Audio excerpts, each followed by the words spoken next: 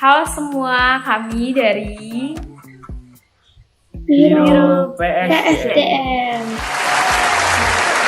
Yeay. Oke, kenalin dulu. Aku Mauren dari Fisika 2019. Aku Damai dari Fisika 2020. Aku Ahmad dari Fisika 2020. Aku Hafsah dari Fisika 2020. Oke. Jadi guys, di sini kita mau buat sebuah video di mana di dalamnya kita bakal diskusi mengenai topik yaitu homesick. Nah, dari topik ini sebelumnya diambil dari Open Sambat, yaitu pertanyaan-pertanyaan yang banyak ditanyain di Open Sambat. Oke, langsung kita mulai aja. Topiknya sendiri homesick. Jadi homesick itu adalah perasaan dimana kita rindu rumah, kita rindu suasana rumah, rindu orang-orang rumah. Biasanya itu terjadi pada saat kita lagi nggak di rumah atau lagi jauh banget dari rumah. Jadi biasanya itu kita pengen balik lagi di rumah, pengen ngerasain suasana rumah kayak gimana gitu. By the way, aku mau tanya dulu nih. Di sini siapa aja nih yang udah ngerasain homesick? Hafsa udah belum? Aku belum pernah kan. Selama ini tinggal sama orang tua terus. Oh, oke. Damai sama Ahmad udah nggak? Udah pernah ngerasain homesick belum? Aku belum pernah juga sih, soalnya di rumah terus. Oke. Aku juga sama kayak mereka berdua. Soalnya aku nggak pernah. Oke. Oh, oke. Berarti di sini aku doang ya yang pernah ngerasain homesick. Saya mungkin karena pada saat masuk juga kita online kan ya, berarti belum pernah, beberapa kalian belum pernah ngerasain online gitu. But it's okay. Kalian bisa menerawang aja kira-kira homesick, orang yang homesick tuh mesti kayak gimana pada saat kalian jauh. Nanti juga Damai sama Hafsa bakal ngerasain homesick juga nih. Karena nanti kalau misal balik offline lagi, kalian kan bakal ke Jogja kan. Kecuali Ahmad kan udah di Jogja. Oke.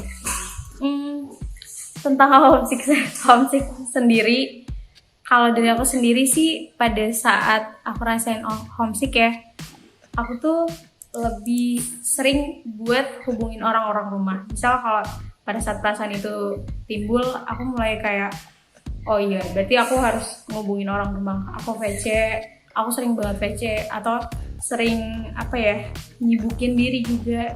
Gimana caranya biar kayak aku nggak terlalu kepikiran gitu. Kalau menurut teman-teman sendiri, kira-kira suatu saat nanti udah ada plan nggak? Ketika nanti aku homesick, aku bakal ngelakuin apa nih? Kalau aku gimana ya kalau homesick tuh? Ya paling sama sih Mbak, sama kayak Mbak Mauren tadi, ngubungin orang rumah kayak video call atau telepon gitu.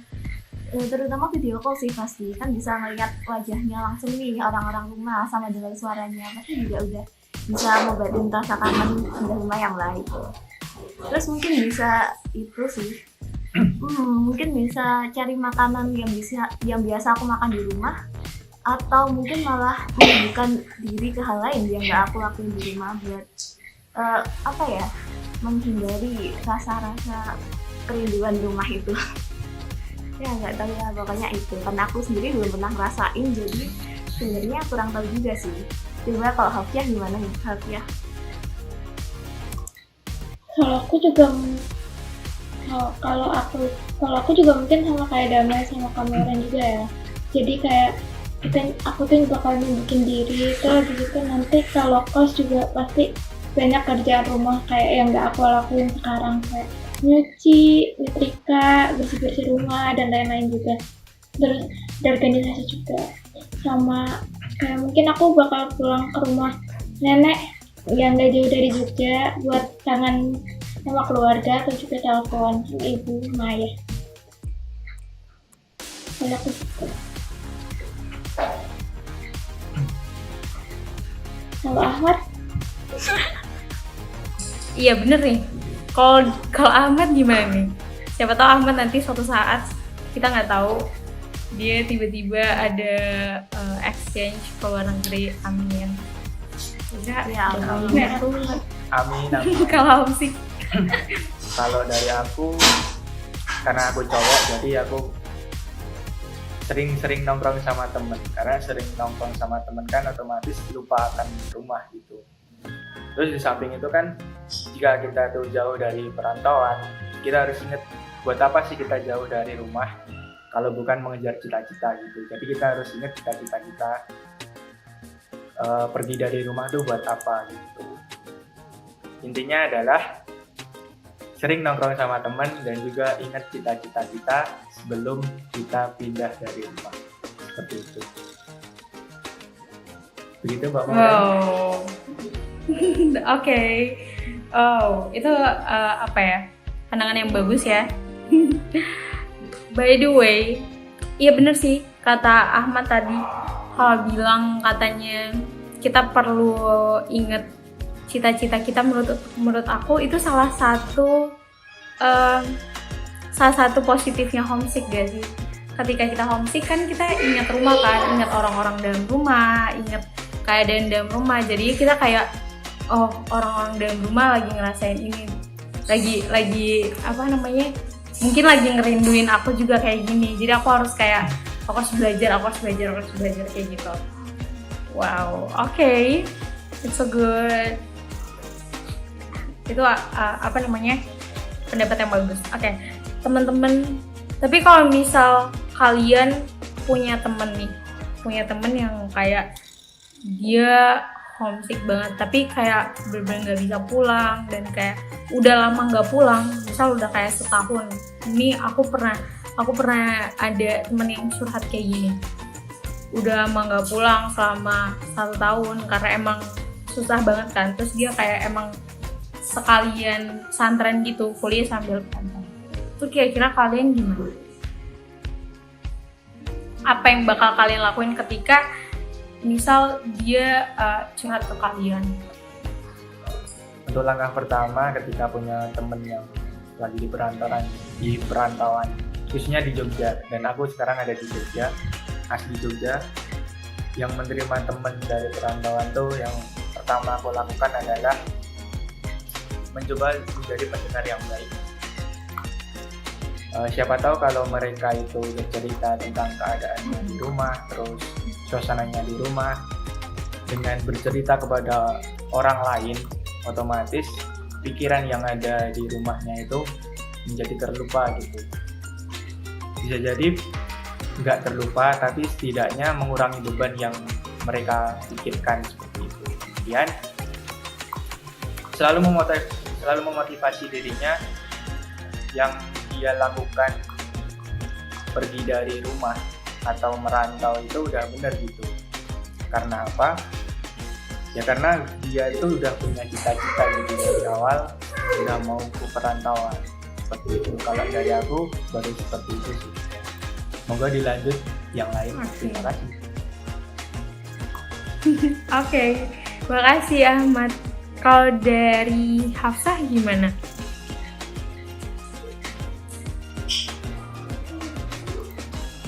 Kalau dari aku, mungkin tambahan dari yang Ahmad tadi, aku itu kalau ada teman yang curhat atau cerita ke aku kalau dia lagi homesick, itu tuh aku pengen ngajak dia kayak explore. Dan kita di Jogja kan, kita explore Jogja, kita cari hal-hal yang menarik, yang baru, yang nggak ada di kota kita sebelumnya itu di Jogja. Jadi kayak selain bisa mengalihkan pikiran kita dari homesick, dari rumah dan keluarga, itu juga bisa bikin tambahan positif lagi lainnya, hal-hal positif di pikirannya. Yoi, iya kan? Karena Jogja juga banyak tempat-tempat yang seru nggak sih? Banyak tempat-tempat kayak tempat wisata. Kok jadi tim di Jogja? By the way, sebelum aku curhat lebih lanjut, aku mau tahu tanggapan Damai. Gimana Damai? Sama kayak yang dari sebutin tadi sih. Mungkin tambahannya ya yang jelas kalau aku sendiri pasti bakalan aku ajak seneng-seneng gitu, kayak main game atau apa. Pokoknya bikin dia bisa ketawa-ketawa lah sampai bisa melupakan kesedihannya. Ya ini karena aku sendiri juga nanti pastinya bakal rantau dan kemungkinan juga bisa aja aku sendiri yang ngalamin homesick. Jadi menurutku yang penting tuh sesama anak rantau kalau bisa selalu ada buat satu sama lain. Jadi kayak kalau mau curhat atau apa bisa curhat ke satu sama lain. Jadi kayak bisa ada keluarga baru gitu loh di Jogja. Jadi sama teman-teman tuh bisa dianggap keluarga sendiri. Jadi walaupun nggak ada keluarga yang di rumah, tetap aja bisa ngerasa nyaman sama di Jogja. Tuh, iya sih, benar banget. Apa namanya, sesama perantau tuh harus saling saling menguatkan. Kayak aku kemarin juga sama teman-teman aku anak 19 yang sama kita ngerantau jauh juga, anak rantau juga. Jadi kita pas balik tuh kayak saling antar-antaran gitu ya, ngantar mereka pas balik, mereka gitu. Iya sih, bener tadi kata Damai, kita harus kita harus senengin mereka, kita ajak kemana, saling menguatkan lah kita sama anak rantau. Terus kata Hafsa juga kita ajak keliling kayaknya boleh banget. Terus Ahmad juga yang menyediakan tempat untuk bercerita si anak rantau tadi kalau misalnya lagi dalam keadaan homesick. Wow, kalian punya poin-poin yang bagus. And then sebenarnya homesick itu apa ya? Terkadang mungkin ada negatifnya, ada positifnya juga. Kalau misal kita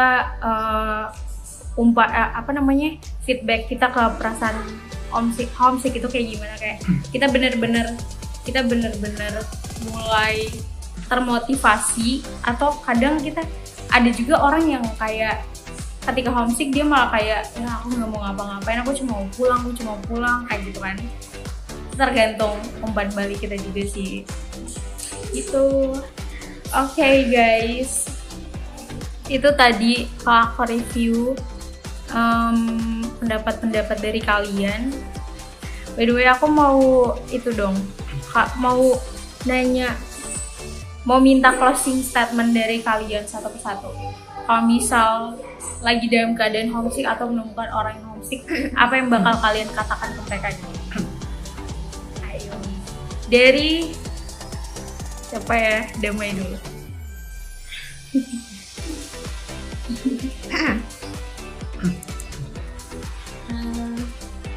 Yang dikatakan ke temen yang homesick ya, yang pasti sih semangat, sama kalau ada apa-apa cerita aja, pokoknya aku siap dengerin segala ceritanya.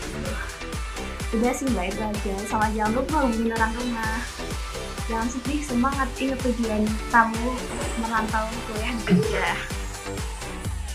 Oke, lanjut ya ke Hafsah. Closing statement Hafsah dong, gimana? Kalau aku tetap semangat, jangan lupa makan, karena makan itu penting. Sama aku tuh bakal selalu ada untuk kamu. Terus juga sebentar lagi kita pulang, ayo kita kuatin semangat kita lakukan yang terbaik, dan kita pulang dengan bangga. Itu aja. Selanjutnya, oke, Hafsah, selanjutnya ke Ahmad. Gimana, Mas? Oke, buat teman-teman yang merasakan homesick, ingat, Anda tidak sendiri di perantauan. Bentuklah keluarga baru supaya Anda bisa terlupakan perasaan homesicknya. Kemudian, tetap jaga kesehatan. Dan ingatlah, Anda tidak sendiri. Anda punya keluarga baru. Tetap semangat dan jaga kesehatan. Terima kasih. Sama-sama. Yeay. Oke.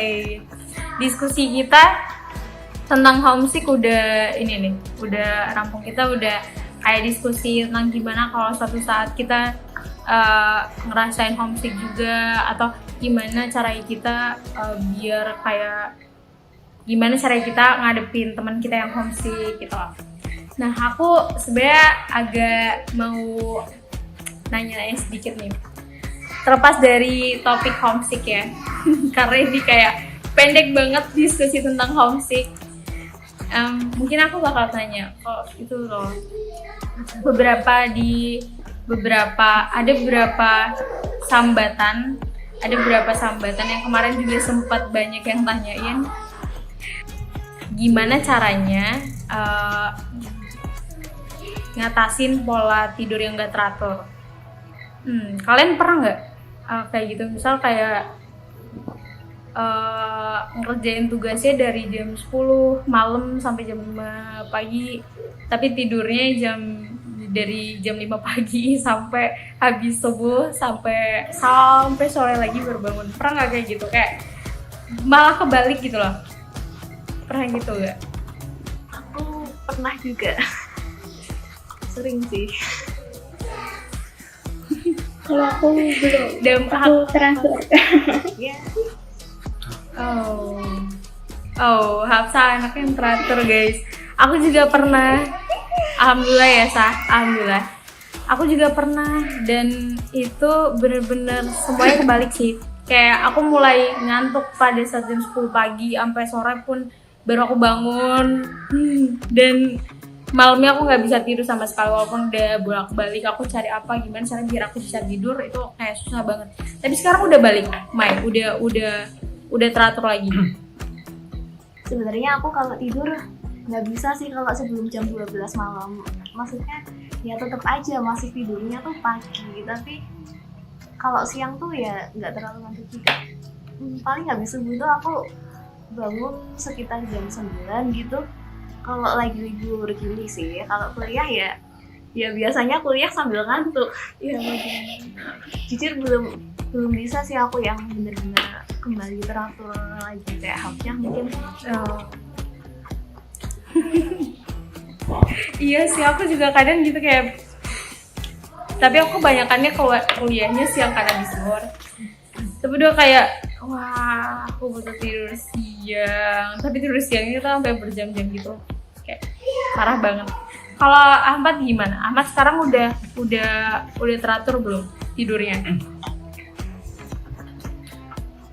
Untuk akhir-akhir ini udah, soalnya udah belajar dari dulunya gitu. Jangan pernah ngerjain tugas mepet deadline gitu, karena menyiksa diri. Ini kantung mataku masih kelihatan, nah ini bekas semester lalu ini. Nah ini bekas semester lalu. Kemudian untuk semester ini alhamdulillah udah agak teratur. Bisa paling malam tuh bisa jam 12 itu udah tidur. Intinya kalau mau mengurangi tidur yang nggak normal tuh ya harus ini sih, manajemen waktu dengan baik. Menurutku sih gitu. Iya nih, berarti kita butuh sedikit tips dari Hafsah nggak sih yang bener kayak teratur tidurnya kayak gitu mau gimana Sah?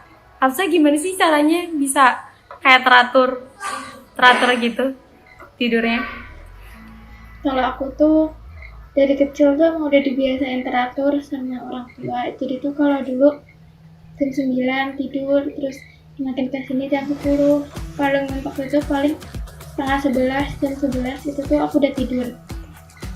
Terus kalau masalah tugas, aku tuh nggak suka lembur. Aku paling nggak suka lembur. Jadi tuh aku tuh tipe orang yang suka nyicil. Jadi misalnya ada tugas, deadline-nya besok, aku pasti bakal nyicil dari 2 hari sebelumnya. Kecuali kalau aku nggak bisa, terus aku harus nunggu teman untuk nanya-nanya, tapi teman aku belum ngerjain, baru mungkin aku ngerjain deadline gitu. Sama kalau bangun tidur, mungkin kalau dari aku beneran didikan orang tua banget, jadi nggak boleh jam 6 tuh nggak bangun. Jam 6 tuh emang udah harus bangun dari tempat tidur, ya paling tiduran aja kalau aku gitu. Sama teratur sih, ngerjain manage waktunya juga itu penting banget kalau dari aku. Wow, Hafsa berarti udah teratur banget, time manajemennya udah teratur banget. Berarti bener sih kata Ahmad tadi, berarti yang paling yang ngaruh di time management sih.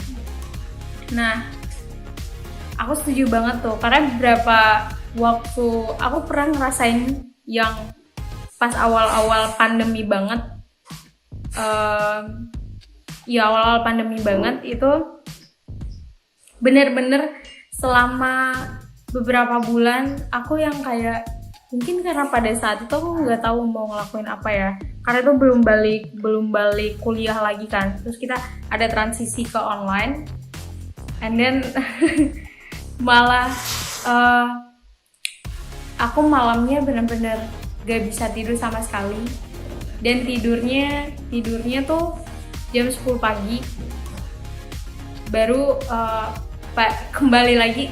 Itu kayak circle gitu loh, jadi nggak akan pernah berakhir, karena pada saat pagi misal malam aku nggak tidur, aku nggak bisa tidur, paginya ya otomatis aku ngantuk tidur kan. Nah karena udah ngantuk, udah tidur paginya sampai siang atau sampai sore, nah malamnya pasti nggak ngantuk kan, karena udah tidur gitu kan. Jadi kayak circle gitu loh. Jadi kalau misalnya nggak cepet-cepet diatur, kayak misal aku langsung nyatet kira-kira pada saat itu aku tuh langsung aku lihat di mana gitu, aku baca gimana cara aku bisa ngatasin ini, terus aku jadinya suka pagi-pagi tuh aku nulis apa yang harus aku lakuin satu hari itu, terus benar-benar aku nggak boleh tidur sampai si apa yang mau aku lakuin ini udah ke checklist semua gitu. Terus aku tentuin waktunya jam segini,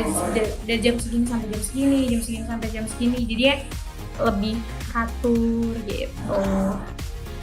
Walaupun sekarang juga aku masih ngeplan kayak gitu, tapi maksudnya keefektifannya masih ya tetap aku jalanin, cuma kayak ya aku masih tidur siang gitu. Kalau teman-teman, kalau Damai pada saat kayak gitu, Damai ngapain Damai? Selain time management, kira-kira tips apa yang Damai lakuin? Apa yang Damai lakuin? Siangnya kah? Atau malamnya? Ada ritual gitu? Enggak, aku tuh kalau udah terlanjur ya dari malam sampai misal jam 2, jam 3 nggak bisa tidur tuh, kalau mau ngebalikin biar bisa tidur lebih awal lagi tuh ya nggak usah tidur sekalian, itu tuh langsung aja sampai pagi tuh nggak tidur, sampai siang juga nggak tidur, sore nggak tidur, pokoknya diusahain itu nggak usah tidur dulu sampai benar-benar malam. Terus nanti kan mungkin jam 9-10 itu udah capek sendiri, nah itu baru tidur. Mungkin hari selanjutnya udah bisa lebih normal lagi gitu. Wow, oh Damai kayak gitu ya?